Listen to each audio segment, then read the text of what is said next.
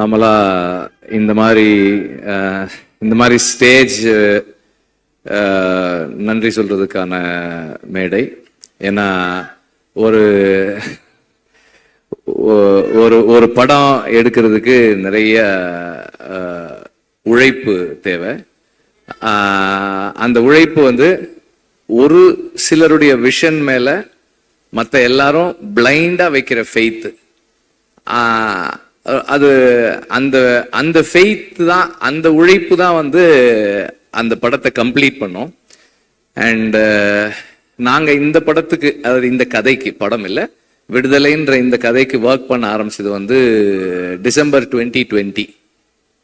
So 4 years ஒரு ப்ராஜெக்ட்ல ups and downs இருக்கு. இந்த படத்துல நடிக்கும்போது கல்யாணம் பண்ணவங்க குழந்தை பிறந்து குழந்தைய ஸ்கூலுக்கெல்லாம் அனுப்பிட்டாங்க. அவ்வளோலாம் நடந்திருக்கு. அவ்வளோ காலம் நாங்கள் ஒர்க் பண்ணியிருக்கோம். அண்ட் இவ்வளவு காலம் ஒரு ஒரு ஒரு கதை, ஒரு ஐடியாலஜி, அந்த ஐடியாலஜியை புரிஞ்சிக்க முயற்சி பண்ற ஒரு டீம், அந்த டீமோட பிளைண்ட் ஃபெய்த்ல டிராவல் பண்ண ஒரு 400-450 பேர், ஸ்டார்டிங் ஃப்ரம் த ப்ரொடியூசர். எல்லாருமே இந்த ஜேர்னியை வந்து ரொம்ப முழுசா மனப்பூர்வமா ஒர்க் பண்ணது, ரொம்ப கமிட்மெண்டோட பண்ணது. லாஸ்ட் டைம் வந்து நான் லிஸ்ட் எழுதி எல்லார் பேரையும் படித்தேன். அப்போ கொஞ்சம் டைம் இருந்தது, இப்போ சுத்தமா எனக்கு டைம் இல்லை. I'm very preoccupied with the final work. படம் முடிக்கிறதுக்கான முயற்சியில இருக்கோம் நாங்க, அதனால ஐம் வெரி ப்ரீஆக்கியூபைட். பட் இருந்தாலும் as always I am very very grateful for the team. Cinema மாதிரியான ஒரு ஒர்க் வந்து கீழே இருந்து மேலே வர்றது, ஒரு டைரக்டரோட விஷனுக்கு மேல இருந்து கீழே ஒர்க் பண்றது, அது பார்க்கறதுக்கு அப்படி இருக்கும். ஆனா வந்து ஒரு செட் அசிஸ்டன்ட் கரெக்டா ஒர்க் பண்றதும், ஒரு கார்பெண்டர் கரெக்டா ஒர்க் பண்றதும், ஒரு ஒரு ஹேர் ட்ரெஸ்ஸர் கரெக்டா ஒர்க் பண்றதும் தான் ஃபைனலா அந்த டைரக்டரோட விஷனை வந்து கம்ப்ளீட் பண்ணும். ஸோ அப்படி எல்லாரும் ஒர்க் பண்ண ஒவ்வொருத்தருக்கும் நான் எப்போதும் போல ஐ எம் வெரி வெரி கிரேட்ஃபுல். நன்றி எல்லாம் இல்லை, அதை தாண்டி ஐ எம் வெரி கிரேட்ஃபுல். ஏன்னா வந்து நானே பல இடங்கள்ல சொல்லியிருக்கேன், நான் சொல்லனாலும் கூட இருக்கவங்க சொல்லுவாங்க, என்னோட அசிஸ்டன்ட் டைரக்டர்ஸ் மாதிரி, என்னோட டீம் மாதிரி, அசிஸ்டன்ட் டைரக்டர்ஸ் இல்லை, என்னோட அசிஸ்டன்ட் கேமராமேனா இருக்கட்டும், ஆர்ட் டைரக்டருடைய அசிஸ்டன்ஸா இருக்கட்டும், எங்க ஸ்பாட்ல எல்லாருமே என்னோட அசிஸ்டன்ஸா தான் ஒர்க் பண்ணுவாங்க. இந்த மாதிரி ஒரு டீம் எங்கேயுமே பார்க்க முடியாது. ஏன்னா நார்மலா அசிஸ்டன்ட் டைரக்டர்ஸ் எப்படி ஒர்க் பண்ணுவாங்கன்னா, ஒரு ஸ்கிரிப்ட் இருக்கும், இன்னைக்கு வந்து இந்த சீன்லாம் எடுக்க போறோம் அப்படின்னு இருக்கும், அதுக்கு இந்தந்த ஆர்டிஸ்ட் வருவாங்க, இந்தந்த ப்ராப்ஸ் இருக்கும், இதெல்லாம் இருக்கும், அப்படிதான் ஒர்க் பண்ணுவாங்க. ஆனா எங்க டீம் எப்படி ஒர்க் பண்ணும்னா, ஓகே இன்னைக்கு இந்த ஆர்டிஸ்ட் வர சொல்றாரு, அப்ப இந்த சீன்லாம் இருக்கும், அப்படி இல்லைன்னா இந்த லொகேஷன் நம்ம போறோம், அப்ப அந்த சீன்லாம் இருக்குமோ, எந்தெந்த பீரியட் எல்லாம் இருக்கும். நான் திடீர்னு போயிட்டு அதுதான் அன்னைக்கே சொன்னனே, அந்த பீரியட் 70s வரணும், இது அப்படின்னா ரெடியா இருக்கு, ஓ ரெடியா இருக்கா, ஓகே அப்ப அது 60s அதுவும் ரெடியா இருக்கு. இந்த மாதிரி அவங்களே பாதி கோ கிரியேட்டர்ஸா இருந்தா மட்டும்தான் இப்படி எல்லாம் ஒர்க் பண்ண முடியும். அண்ட் இந்த மாதிரி இந்த கண்டிஷன்ஸ்ல ஒர்க் பண்றவங்க தே themselves are directors. அவங்க இப்ப நம்மளை அசிஸ்ட் பண்றாங்களே தவிர அவங்களே வந்து எல்லா டெசிஷன்ஸும், மோஸ்ட் ஆஃப் த டெசிஷன்ஸ் எடுத்து தான் பண்றாங்க. இந்த மாதிரி ஒரு டீம் இல்லைன்னா என்னால வந்து ஒரு டைரக்டர்னு பேர் வாங்கவே முடியாது. ஏன்னா வந்து ஐ எம் வெரி ஸ்கேட்டர்ட். என்னோட இங்க ஒண்ணு பண்ணுவேன், அங்க ஒண்ணு பண்ணுவேன், அங்க ஒண்ணு பண்ணுவேன், இதெல்லாம் ஒன்னா கட்டி இழுக்கிறது வந்து என்னோட டீம் தான். அவங்க தான் வந்து அதை ஒழுங்குபடுத்தி வைக்கிறாங்க. So I am really grateful to have a team like this. And இதனுடைய எக்ஸ்டென்ஷனா தான் எனக்கு வந்து வேல்ராஜும் ஜாக்சனும் ராமரும் இருக்காங்க. இவங்களும் வந்து இப்போ நான் ஜாக்சன் கிட்ட இருந்து, ஜாக்சன் எனக்கு அந்த ஒரு 2 ஸ்ட்ரீட் வேணும், அந்த இது வேணும், ஏதாவது பண்ணிடுங்க, அவ்வளவுதான் நான் சொல்லுவேன். அவர் வந்து ப்ரொடியூசர்கிட்ட பட்ஜெட் கேட்கறதுல இருந்து டைம் எடுத்துக்கிறதுல எல்லாம் அவர் பண்ணிடுவாரு. ஷூட்டிங் ஒரு 2 நாளைக்கு முன்னாடி செட்டு முடிஞ்சிருச்சா, அப்படின்னு கேட்பேன். வந்து ஒரு தடவை பாருங்கன்னு. சரி முடிஞ்ச உடனே சொல்லுங்க, நான் வந்து பாக்குறேன்னு. நான் நார்மலா ஒரு லொகேஷன் பாக்குற மாதிரி தான் போவேனே தவிர, நம்மளா ஒரு டைரக்டர் வந்து எனக்கு செட்ல இதெல்லாம் வேணும் அப்படி போக மாட்டேன். ஒரு ஆக்சுவல் லொகேஷன் பார்த்துட்டு இந்த லொகேஷன் இப்படி இருக்கு, இதுல நான் எங்க கேமரா வச்சுக்கிறேன். அவர் வரும்போதே சொல்லிடுவார், இங்க வந்து போனா இது மேல கேமரா ஏத்துவான், அது வந்து ஸ்ட்ராங்கா போட்டுக்கலாம், அது வந்து அந்த கோடா வைக்கிறதுக்கு அடிச்சுக்குங்க அப்படின்றவார் அவரு. So that's how it works. எல்லாருமே வந்து என்னுடைய ஸ்கேட்டர்ட் தாட் ப்ராசஸை அண்டர்ஸ்டாண்ட் பண்ணிட்டு எனக்குள்ள இருந்து டீசென்டான ஃபிலிம்ஸ் வர்றதுக்கு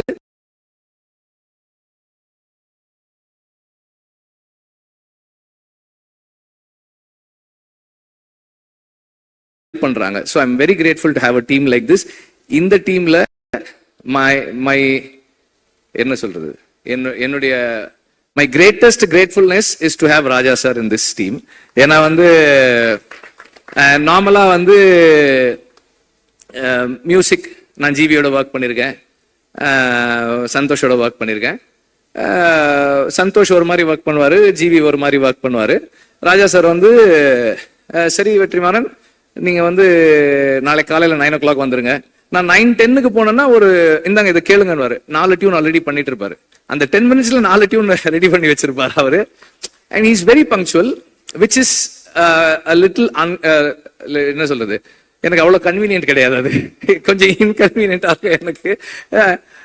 ஆனா இன்னைக்கு காலையில 9 o'clock வரேன்னு 9:25 கால் பண்றாரு. என்ன வெற்றிமாறன், என்ன இன்னும் வரல? சார் வந்துட்டே இருக்கேன் சார் அப்படின்னு அவசரமா போனேன்.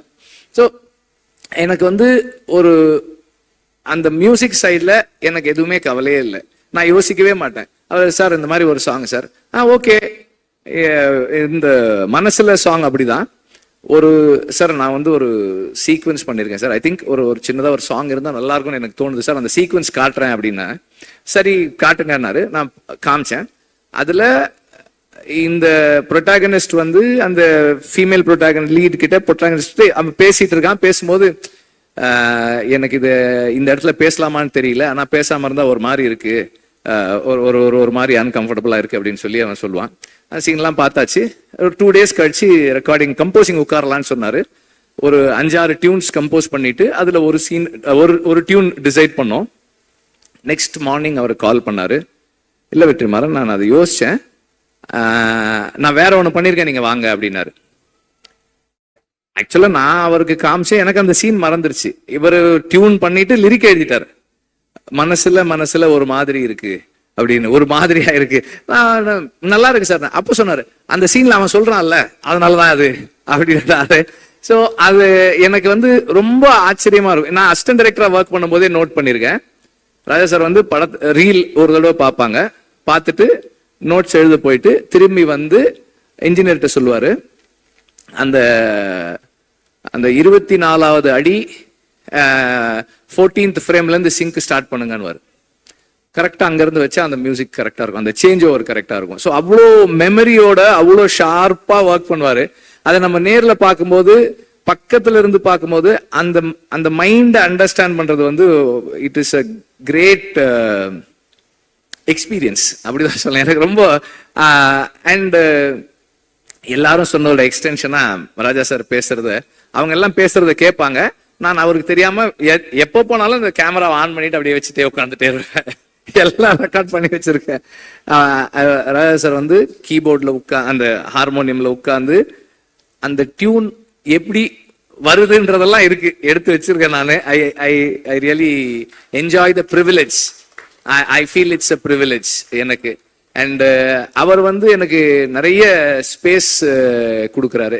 இந்த சென்ஸ் பர்சனலா அவரோட இன்டராக்ட் பண்றதுக்கு, பேசுறதுக்கு, நமக்கு பிடிச்சதை சொல்றதுக்கு.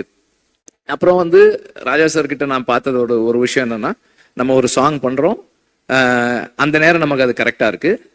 அப்புறமா வந்து as we take long time to make the film, அந்த ப்ராசஸ்ல ஏதாவது மிஸ் ஆகும்போது, சார் இல்ல சார் எனக்கு வேற மாதிரி இருந்தா நல்லா, ஓகே அதை விட்டுரு, வேற பாட்டு பண்ணிக்கலாம். அவரோட ஒரே என்னன்னா, இந்த படம், இந்த டைரக்டர் அவங்க விஷன் என்ன, அதுக்கு நான் எப்படி கான்ட்ரிபியூட் பண்ண போறேன், what is my contribution to the film. அந்த personal like dislike ideology differences அதை பத்தியெல்லாம் அவர் கவலையே படுறது கிடையாது. I am here to do what you ask me to do. நீ சொல்லு, நான் செய்யறேன், ஆனா நீ கரெக்டா சொல்லு. வாட் யூ வாண்ட் கிளியரா சொல்லு அப்படின்னு. நமக்கு கிளாரிட்டி இருக்காது, ஆனாலும் அவர் வந்து சரி, he gives the time. சரி, உனக்கு என்ன வேணும், எப்படி வேணும், ஓகே, எஸ், ஃபைன். இப்படி இந்த ஜேர்னில ஒரு 15-20 டியூன் ராஜா சார் பண்ற டியூன் நான் கேட்டிருக்கேன். அவர் எவ்வளவு ஃபாஸ்டா பண்றாரு. அந்த ஃபாஸ்டா பண்றதுன்றது ஒரு பெரிய இது இல்லைன்னு தான் நான் நினைக்கிறேன். ஏன்னா அது என்னவா மாறுது. இப்ப இந்த சாங் இப்ப கேட்கும்போது நம்ம நார்மலா நோட்டீஸே பண்ண மாட்டோம். நம்ம நார்மலா, அதாவது மியூசிக்கலா ட்ரெயின் ஆகாத ஆட்கள் நோட்டீஸே பண்ணாம விடக்கூடிய ஒரு சின்ன சைம் எங்கேயோ கேக்குது, ஒரு சின்னதா ஒரு பெல் சவுண்ட் கேக்குது. இதெல்லாம் வந்து அது எப்படி அந்த இடத்துல வைக்கிறாரு, அந்த சவுண்ட் நமக்கு எப்படி கேக்குது, இதெல்லாமே வந்து ஒரு பெரிய ஆச்சரியம் தான். அவ்வளோ சாங் இருக்கு, மத்த மியூசிக் இருக்கு, வாய்ஸ் இருக்கு, அதுக்கு நடுவில் அந்த சாங், இந்த சவுண்ட் இந்த இடத்துல வச்சா கேட்கணும்லாம் ஒரு டிசைட் பண்ணி ஒன்னு ஃபைனலா ஒன்னு கொடுக்குறாரு இல்லையா. அதுதான் அந்த என்ன சொல்றது, மியூசிக்கல், அந்த ஜீனியஸ் மியூசிக்கல் மைண்ட். அது பக்கத்துல இருந்து பாக்குறது எனக்கு ரொம்ப சந்தோஷம். இதுல இந்த படத்துல 4 சாங்ஸ், 4மே 4 விதமான சாங்ஸ்.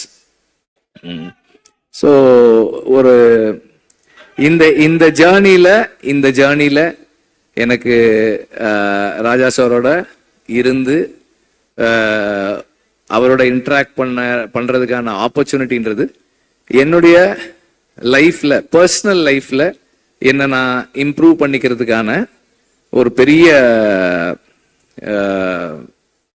கிஃப்டா தான் நான் பாக்குறேன். அதை என்ன எல்லா விதத்திலையும் வந்து இம்ப்ரூவ் பண்ணிக்கிறதுக்கான ஒரு பாசிபிலிட்டி அது. அண்ட் ஆக்டர்ஸ் அண்ட் டெக்னீஷியன்ஸ், இப்போ எனக்கு வந்து இந்த படத்துல பல இடங்கள்ல சொன்னாலும் திரும்ப சொல்றேன், 8 நாள் வாங்க அப்படின்னு ஷூட்டிங் கூட்டு போனேன் சேதுவை. இந்த செகண்ட் பார்ட் அன்னைக்கு ஷூட்டிங் முடிக்கும் போது எவ்வளவு நாள் ஆச்சு, ஃபர்ஸ்ட் பார்ட் செகண்ட் பார்ட் ரெண்டும் சேர்த்துன்னு கேட்டேன். 257 days அப்படின்னு சொல்லி சொன்னாங்க. அதுல வந்து சேது எப்படியும் ஒரு 120 days குறைஞ்சது நடிச்சிருப்பாரு. அந்த பேஷன்ஸுக்கு I am very grateful, thank you. Soori வந்து அதை விட அதிகமாக தான் நடிச்சிருப்பாரு. எல்லாருமே வந்து இப்ப ஷூட்டிங் இருக்கோ இல்லையோ இந்த படத்து கூடவே டிராவல் பண்ண நடிகர்கள் நிறைய பேரு.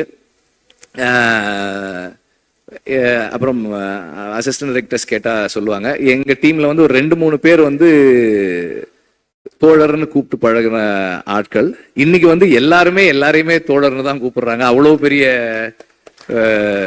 ஒரு இங்க ஒரு ஃப்ரெட்டர்னிட்டி உருவாயிருக்கு இவ்வளவு நாள் நாங்க ஒர்க் பண்ணதுல. அண்ட் சேதுவோடைய கமிட்மெண்ட் அண்ட் ஒரு விஷயத்தை அவர் உள்வாங்கிறது, அண்டர்ஸ்டாண்ட் பண்ணிக்க ட்ரை பண்றது, இது எல்லாமே வந்து எனக்கு வந்து ரொம்ப ஹெல்ப்ஃபுல்லா இருந்தது. ஏன்னா இந்த படத்தோட சம்பந்தப்பட்ட எல்லாருக்குமே விடுதலை தான் வாத்தியார்.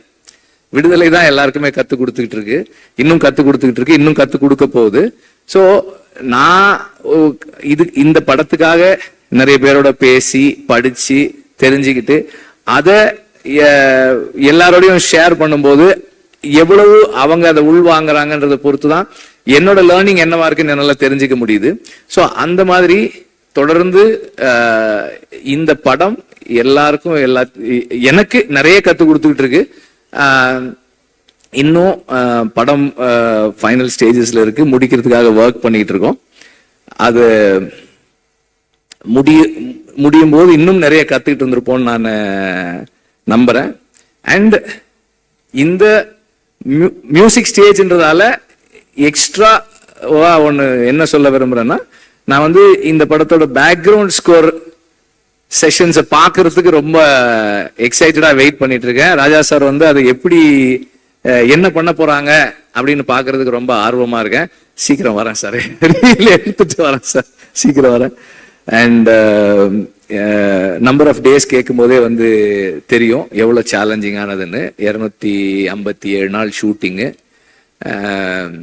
அதுவும் கூட அன்னைக்கு கூட எப்படி முடிச்சேன்னா, வேற வழி இல்லை, அதனால ஷூட் பண்றதை நிறுத்திக்கிறேன்னு தான் சொன்னேனே தவிர ஷூட்டிங்கை முடிக்கிறேன்னு சொல்லலை. ஏன்னா முடியல, இன்னும் கொஞ்சம் பாக்கி இருக்கு. பட் எனிவே, இவ்வளவு நாள் எல்லாருக்கும் வெறும் டைம் மட்டும்தான். ப்ரொடியூசருக்கு டைமு, பணம், இன்ட்ரெஸ்ட் எல்லாமும் சேர்ந்துருக்கு. அதோட சேர்ந்து அவரும் வந்து இந்த படத்தின் மூலமா லேர்ன் பண்ணி அவர் பர்சனல் லைஃப்லயும் நிறைய சேஞ்சஸ் பண்ணிக்கிட்டு இந்த படத்தோடவே தொடர்ந்து கூட இருக்காரு. And last but not the least, I need to thank the family.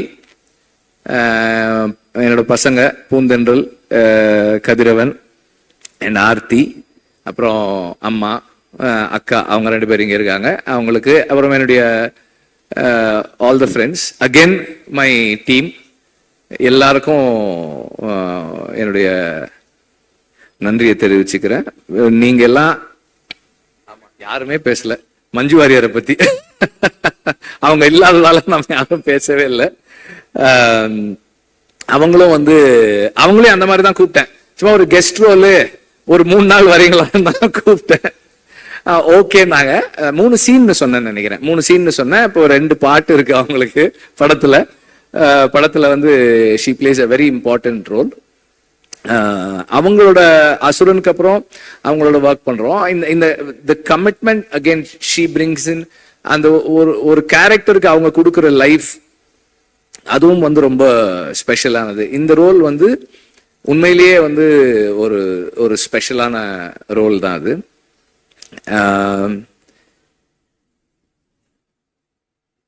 ஒரு படம் நல்லா வர்றதுக்கு அதெல்லாம் சொல்ல முடியாதுப்பா. என்னப்பா அது?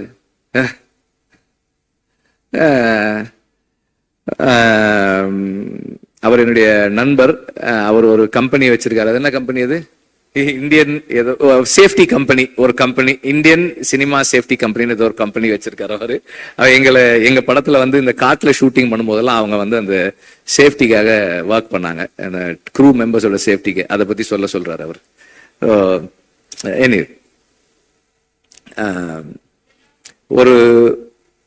ஒரு படம் ஒரு டீசென்டான படமா மாறுறதுக்கு அந்த டீம் தான் காரணம்.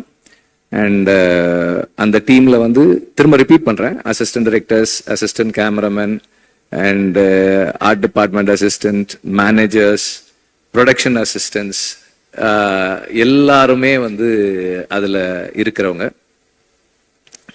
அவங்களுடைய கமிட்மெண்ட் தான் வந்து அந்த படத்தை கம்ப்ளீட் பண்ணுது. ஸோ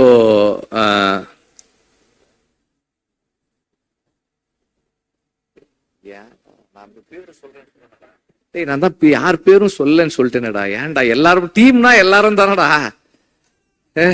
எல்லாரும் தானடா.